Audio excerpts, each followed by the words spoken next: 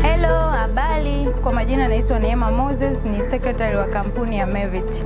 Mevit Company Limited ni kampuni ambayo inajihusisha na masuala ya uwekezaji kwenye miliki kuu, real estate, yaani ardhi, nyumba na majengo mbalimbali Tanzania bara, Zanzibari na nje ya nchi.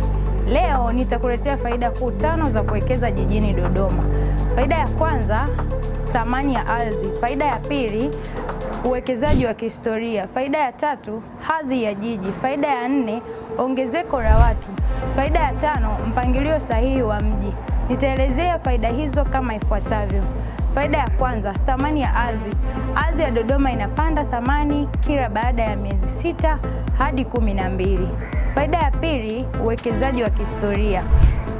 Serikali ya awamu ya 5 na ya 6 imefanya uwekezaji wa kihistoria kwenye miradi mikubwa kama kujenga Ikulu, kujenga mji wa kiserikali Mtumba, kujenga kiwanja cha kimataifa cha ndege Msalato, kujenga barabara za mzunguko yaani ring road na kujenga barabara za ndani.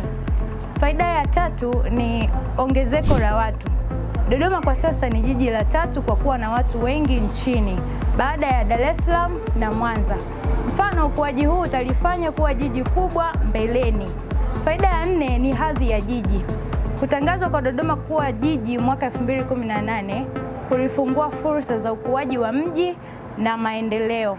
Faida ya 5 na ya mwisho ni mpangilio sahihi wa mji. Mfano, kutoka kipindi cha CDA mpaka sasa jiji Dodoma kumekuwa na mipango miji bora zaidi Tanzania. Asante na karibu Mevit kwa elimu bora juu ya uwekezaji na huduma bora za uwekezaji.